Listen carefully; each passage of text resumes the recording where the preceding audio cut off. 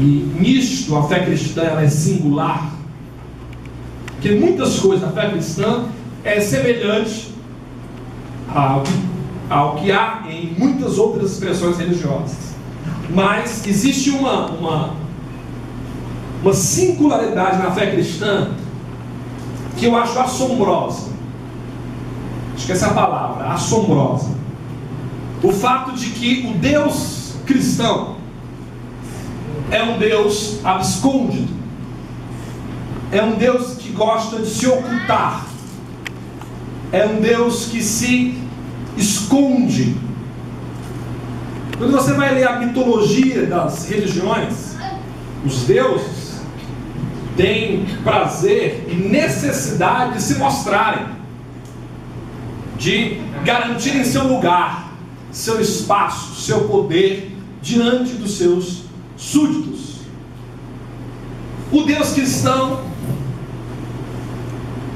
se você faz uma leitura adequada do Antigo Testamento e do Novo Testamento, você perceberá essa singularidade. É um Deus abscôndido, é um Deus que gosta de se ocultar, de se esconder, um Deus ausente. Apesar de a nossa poesia trazê-lo para bem perto. Hoje mesmo nós cantamos uma canção que dizia: doce presença, presença santa. Falamos algumas vezes em nossas canções: o Espírito do Senhor está aqui. As nossas poesias, elas trazem Deus para perto. Mas, apesar da nossa poesia trazer Deus para perto, a pergunta honesta, sincera e também assombrosa que podemos fazer é: onde é que realmente Ele está? Cantamos doce presença, presença santa. Dissemos: o Espírito de Deus está aqui. Mas a pergunta por trás dessa poesia, e uma pergunta honesta, talvez se houvesse um ateu entre nós, ou um mais duvidoso, ele afrontaria a nossa poesia e perguntaria: mas onde realmente Ele está? Vocês dizem que Ele está, mas onde? Onde Ele está? E a gente talvez não faça essa pergunta de maneira mais clara, com medo da resposta. Com medo da resposta, como diz aí o Ailton. Se a gente diz assim, está frescando com a gente. Está frescando com a gente. A gente tem medo de fazer essa pergunta, pai. Então a gente prefere ficar na poesia. O Espírito do Senhor está aqui, doce presença, e garantir esse processo. Porque fazer a pergunta onde realmente Ele está pode ser muito doído. Sim, doído. Honestamente, pode ser até angustiante fazer a pergunta onde é que Ele está. E talvez só homens de muita fé tenham coragem de fazer. Olha que coisa interessante. Quanto menos fé, mais apegado à poesia nós somos. Deus está aqui. Quanto mais mergulhados na fé, mais seremos levados a fazer essa pergunta assombrosa: onde Deus está? Talvez por isso o próprio homem por excelência, Jesus Cristo, a fez. Onde Deus está? Por que me desamparaste? Por que o céu está mudo e parece surdo ao meu clamor? Por que me desamparaste? Onde Deus está?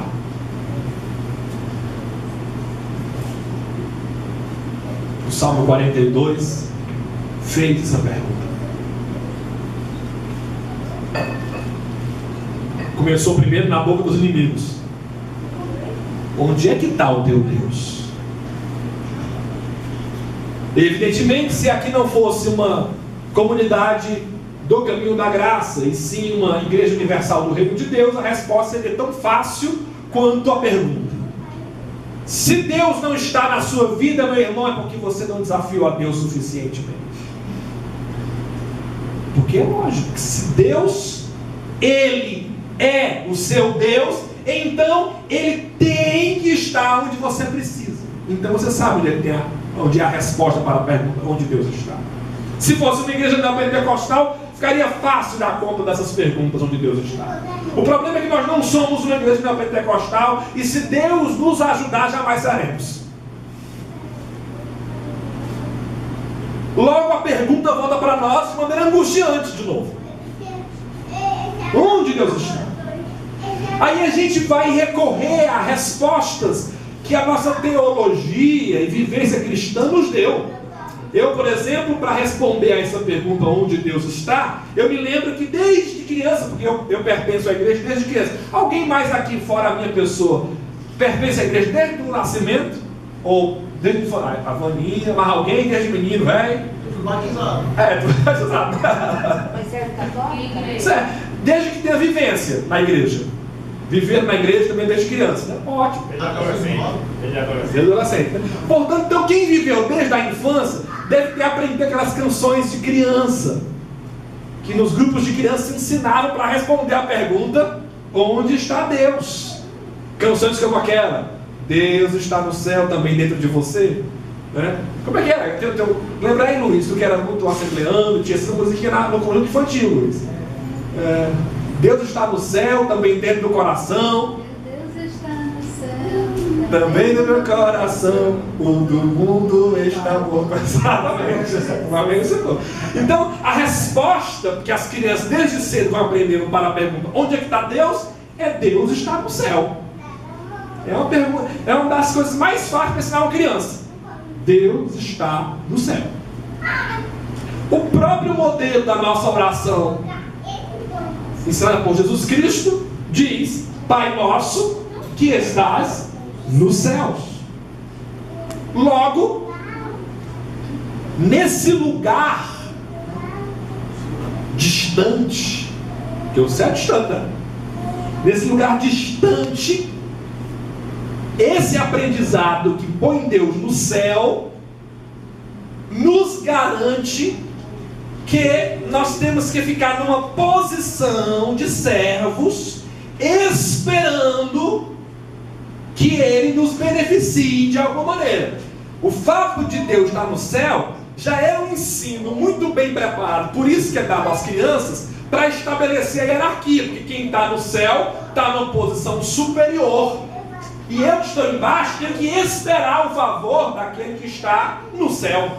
Então, nós somos educados a responder a essa pergunta: onde é que está Deus? Olha, Deus está distante. Mas se a gente, quem sabe, fizer algum meio de atrair a sua presença, talvez Ele vire o rosto para nós. Talvez Ele nos abençoe. Não é à toa que a canção gospel, desde do início do final do século XX, traz esse tom de atrair a Deus. Se Ele está lá distante, nós temos que fazer alguma coisa para atraí-lo. Ele tem que se virar para nós. É uma das primeiras respostas que a gente dá para essa pergunta: onde é que está Deus? Deus está no céu. Mas isso é coisa para criança, né?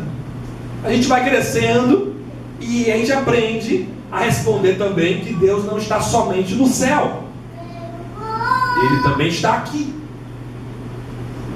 Aí a gente começa a explicar através da Eucaristia.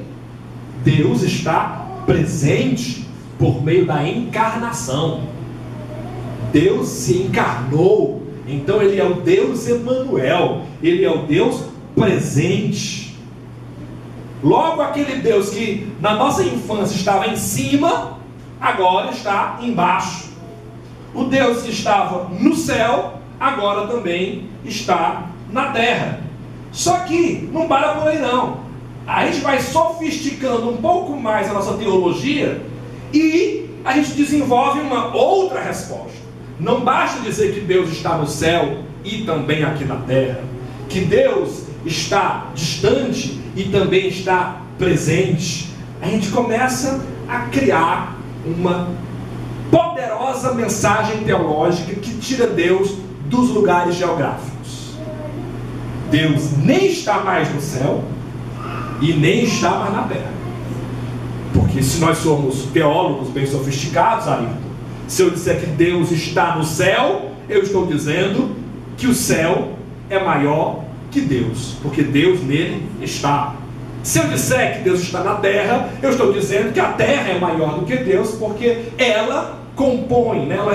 É sobre ela, é nela, melhor dizendo, que Deus está. Então, se é nela que Deus está, ela é maior que Deus. Então, a nossa teologia de adultos tirará Deus do céu e da terra e vai falar de uma tal imanência. Deus agora nem está aqui e nem ali. E aí a gente explica Deus através de um sofisticado conceito que envolve a palavra transcendência e imanência. E de repente, Deus vira conceito. Olha que coisa linda. Se na infância ele era aquele ser distante no céu, na adolescência ele era aquele ser mais presente na Eucaristia, na vida adulta, Deus é um conceito. Onde eu explico ele, onde eu consigo de maneira sofisticada falar dele, porque ele nem cabe aqui e nem ali. Então ele é um conceito, uma ideia. E aqui para a maioria dos cristãos, quando eles chegam a um Deus conceito, eles se sentem: pronto, cheguei no lugar. Crianças aqui imaginam que Deus está no céu, adolescentes aqui ficam ainda falando da encarnação. Nós já chegamos no ápice do entendimento. Deus é transcendente e imanente. E aí saímos cuspindo pregações bem sofisticadas para explicar tal conceito. No entanto, se você ouviu bem a leitura de João, que veio pelo Luiz, tem uma frase no meio dela que é maior do que todas as nossas respostas da pergunta: onde está Deus? A frase é... Quem é que seria capaz de dizer qual seria a frase? É uma frase que está no meio desse texto que quebra com toda essa lógica. Ninguém jamais viu a Deus.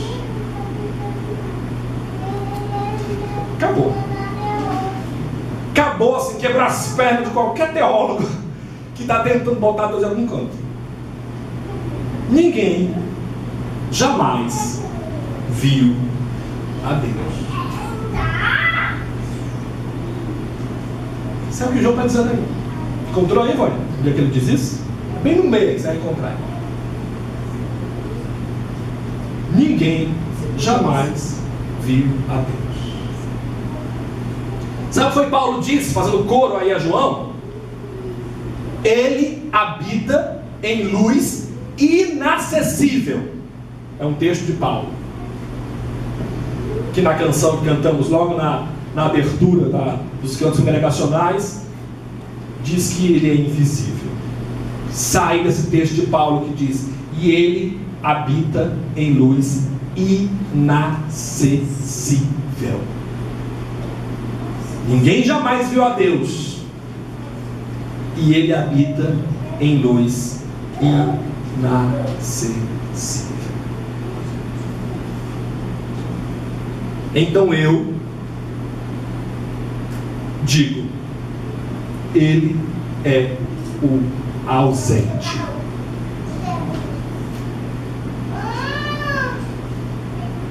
Difícil essa palavra. Nós estamos tão acostumados a colocar ele como presente, a fim de satisfazer inclusive os nossos interesses. Vir alguém e afirmar: ele é o ausente. Para fazer coro à frase de João: ninguém jamais viu a Deus. Para fazer coro à voz de Paulo que diz: ele habita em luz inacessível. Então a questão é por quê? Por que Deus é ausente? Por quê? Por que ninguém jamais o viu? Por que ele habita numa luz inacessível? Por quê? E a resposta que eu encontro para essa pergunta é uma só: porque Ele nos ama. A resposta que eu encontro para a pergunta: por que Deus é ausente? É porque Ele nos ama. Então a relação é: primeira pergunta é: onde está Deus? Aí a resposta dessa pergunta é: Deus é ausente. E a pergunta natural que vem com a afirmação dessa é: por que Ele é ausente? E a resposta é: porque Ele nos ama. E aí talvez nasça uma outra pergunta: mas como assim? Como é que uma ausência pode ser sinal de amor? Como é que ausência pode ser sinal de amor? Se Deus fosse presente, aí nós, enfim, poderíamos dizer: ilusão, meus irmãos. É claro que é ilusão. Se Deus fosse presente, sabe o que aconteceria, meu irmão? Eu e você não seríamos. Eu e você não seríamos.